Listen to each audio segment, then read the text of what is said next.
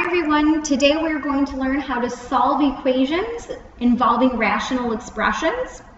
There are 2 days for this lesson. The first day is actually pretty easy. So here we go.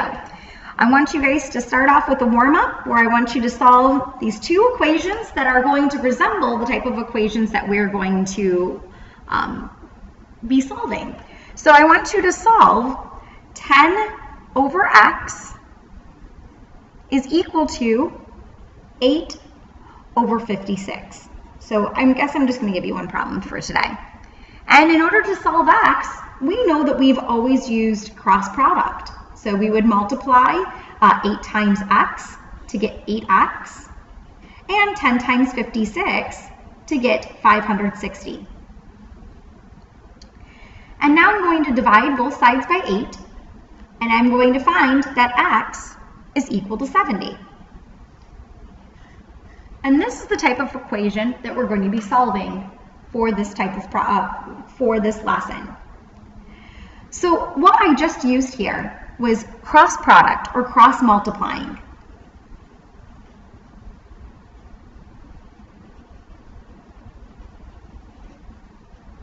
So we can use cross multiplying to solve a rational equation where each side of the equation is a single rational expression. So the only time when you are allowed to use cross product, like what I did up here for this example, is if you have a single fraction on each side. So you have to have a single fraction on each side of the equation in order for you to use cross multiplying. Tomorrow's lesson will have it to where you'll have multiple fractions on each side. So that's the type of problem that we're going to be working with tomorrow. But for today's lesson, we're simply going to have a fraction on each side. Now please note, for your rational equations, you need to make sure that you check your answers. So that means that you always check your answers using the original solution, or using the original equation.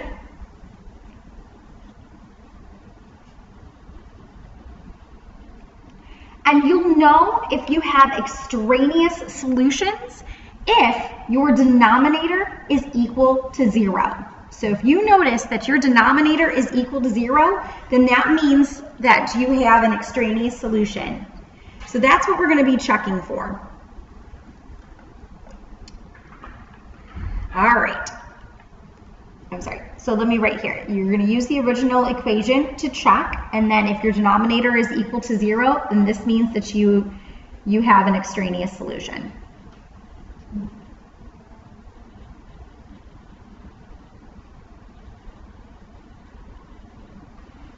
So that's what this means. So if you notice that your denominator ends up equaling 0 at any point in time, that's not allowed, because 0 on the top is okay, but 0 on the bottom, no way. You're not allowed to have 0 be in the denominator, so therefore that solution that you checked would not work. So here we go with example number 1. Please be careful when it comes to these types of problems. The biggest error that students make is that they don't fully use the distributive property. So I'm going to write down the cross product. Make sure that you guys can actually see this. Oh, you know how much I hate this. Ugh. There we go. All right, so I have a single fraction equals a single fraction. So I'm going to use cross multiplying or cross product in order for me to solve for x. That means I'm going to multiply 7 times the entire denominator of 2x minus 10, and I'm going to set it equal to 11 times the entire denominator of x minus 2. So I'm going to use parentheses to make sure that I show my distributive property correctly. And so I'm going to multiply 7 times 2 to get 14x, and 7 times 10 to get minus 70. This is going to be equal to 11 times x, which is 11x, and 11 times negative 2, which is minus 22. Now I need to get x alone, so I'm going to bring 11x to the other side by subtracting it, and I'm going to add 70 to the other side by adding it. And that means that the 70s and the 11x's will cancel out. 14x minus 11x that's equivalent to 3x, and negative 22 plus 70, that is equal to 48. I'm going to divide both sides by 3 to get x alone, and I find that x is equal to 16. So now I'm going to check x equals 16 back into the original problem. I have 7 over 16 minus 2. Is that equal to 11 over 2 times 16 minus 10? So 16 minus 2 is 14, so that's 7 over 14. Is that equal to 11 over 2 times 16 is 32. 32 minus 10 is 22. Well, 7 over 14 is really a half, and 11 over 22 is really a half. So yes, x equals 16 is our solution. It does end up working out. All right, let's go ahead and look at example number 2. For example number 2, I'm going to do the exact same thing. I'm going to identify the cross product. So I'm going to multiply 5 times 2x minus 2, and I'm going to set it equal to 12 times x minus 2. Using the distributive property, I'm going to distribute 5 to each term, and I end up with 10x minus 10 equals 12 times x, which is 12x, and 12 times negative 2, which is minus 24.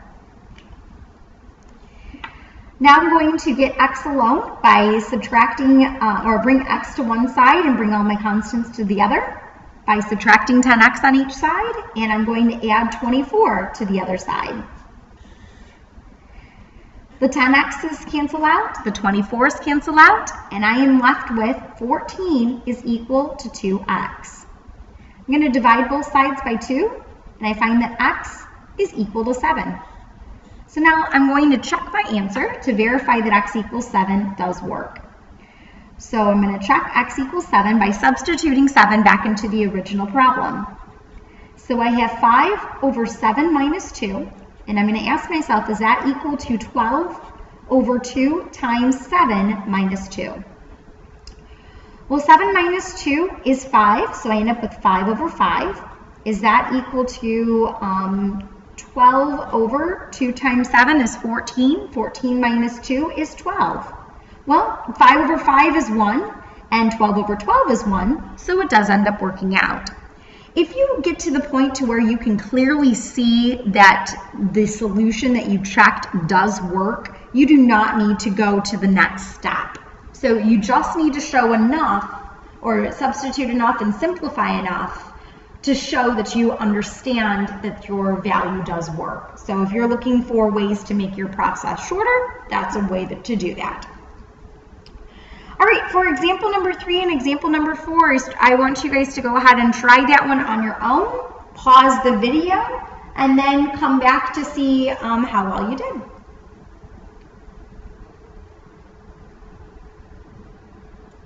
All right, let's go ahead and see how well you did on examples 3 and 4. All right, so the first thing that I'm going to do is I'm going to use cross product, and I have 15x is equal to 7 times 2x plus 2. Using the distributive property, we have 15x is equal to 14x plus 14. I want to bring all of my x's to one side, so I'm going to subtract 14x on each side, and I end up with x is equal to 14. So now I'm going to check x equals 14 by plugging it back into the original. So I have 14 over 7. Is that equal to 2 times 14 plus 2, all over 15? Well, 14 over 7, that's equal to 2. And 2 times 14 is 28. 28 plus 2 is 30. So is 30 over 15 equal to 2? Why, yes, it is. So therefore, x equals 14 is your solution. So let's go ahead and look at example number 4. I'm going to use cross product, and I'm going to multiply x times 2x minus 5, and I'm going to set it equal to x minus 2 times 3x minus 6. So I'm going to use the distributive property, and I end up with x squared, 2x squared minus 5x, and I'm going to set that equal to, I'm going to use the FOIL here, so I'm going to multiply x times x. Hold on just 1 second, you guys. Something happened with my computer. Just be patient.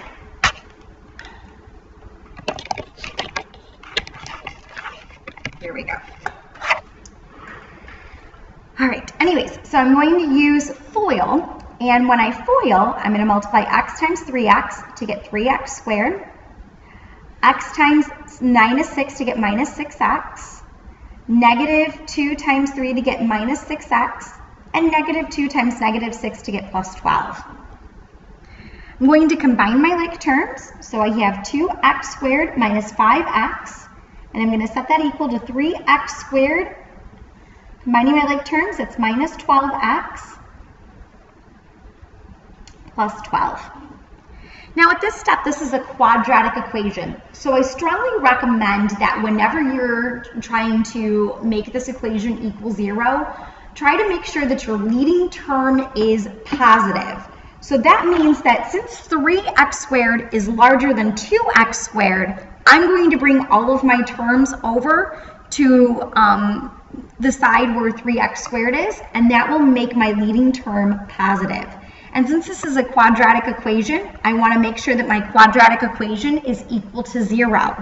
So I'm going to subtract 2x squared from each side, and I'm going to add 5x to each side, so that I end up with a quadratic equation that is equal to 0. So the 2x squares and the 5x's cancel out, and I'm left with 0 is equal to x squared minus 7x plus 12. At this step, I'm going to use factoring to identify my solutions. I'm going to split apart the x squared into an x and an x, and then ask myself what two numbers when multiplied together equal 12, but together add to equal negative 7, and that is negative 4 and negative 3. So therefore, this time around, I have two solutions, either x equals 4 or x equals 3, and you have to check both. So I'm going to first check x equals 4, and I'm going to plug it back into the original. So I have 4 over 4 minus 2. Is that equal to 3 times 4 minus 6, all over 2 times 4 minus 5? 4 minus 2 is 2, so this is 4 over 2. 3 times 4 is 12. 12 minus 6 is 6. 2 times 4 is 8. 8 minus 5 is 3. 4 over 2 is 2, and 6 over 3 is also 2, so x equals 4 does work. So now I'm going to check the other one. I'm going to check x equals 3. So I have 3 over 3 minus 2. Is that equal to 3 times 3 minus 6, all over 2 times 3 minus 5? So we have 3 over 1. Is that equal to 3 times 3 is 9. 9 minus 6 is 3. 2 times 3 is 6. 6 minus 5 is 1. 3 over 1 does equal 3 over 1. So therefore, x equals 3 also works. So in this set of discussion notes, we did not end up with any extraneous solutions when we checked our answers. However, I want you guys to be in the habit of checking your answers, because the next day's lesson, the next video, will have extraneous solutions. So for all of these problems, you need to make sure that you check your answers. We have one more problem, and then we are finished with the set of discussion notes. And for this problem, it says from 1995 until 2003, the annual sales in billions of dollars of entertainment software can be modeled by S sub t is equal to this crazy equation. And I'm not going to read it because you guys can obviously read it. It is modeled by, so it can be modeled by this equation where t is the number of years since 1995. And we want to figure out for which year. So that means we're going to solve for t, were the total sales of entertainment software about $5.3 billion. So this S is in billions of dollars. And what this is saying is we want to figure out what year, or solve for t, when s is equal to 5.3, and this is in billions of dollars. So I'm going to replace s sub t with 5.3. So I'm going to write 5.3 is equal to 848 t squared plus 3,220 all over 115 t squared plus 1,000. And I'm going to use cross product or cross multiplying in order for me to solve for t. I'm going to make 5.3 over 1, and I'm going to find the cross product. So I have 5.3 times 115 t squared plus 1,000 is equal to 848 t squared plus 3,220. I'm going to distribute 5.3 to each term, and I end up with 609.5 t squared plus 5,300 equals 848 t squared plus 3,220. At this step, I want to get all of my t squares on one side and all of my regular numbers on the other side. And since 848 is bigger than 609.5, I'm going to subtract 609.5 t squared to each side. And then I'm going to add 3,220 to the others. I'm sorry, not add. I'm going to subtract, excuse me.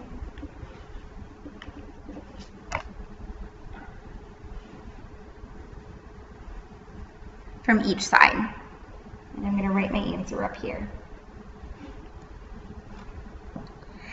So the 609.5 t squares cancel out, the 3,220s cancel out, and 5,300 minus 3,220, that is equal to 2,080.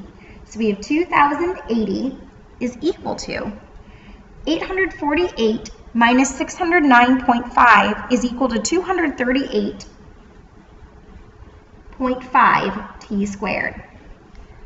Now, in order for me to get t squared alone, I'm going to divide both sides by 238.5.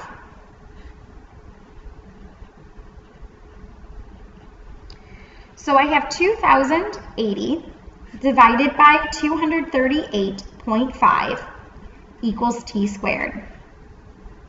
At this step, I'm going to get rid of the square by taking the square root of both sides. And when you do that, since we're talking about the actual years for which year, I'm going to round to the nearest whole year. And when I round to the nearest whole year, I end up with the answer being approximately 3 years. So that doesn't tell me, it tells me after 3 years, and this is being modeled for t being the number of years since 1995. So 3 years after 1995 is 1998. So the year is 1998. So that was in the year. And that is our answer.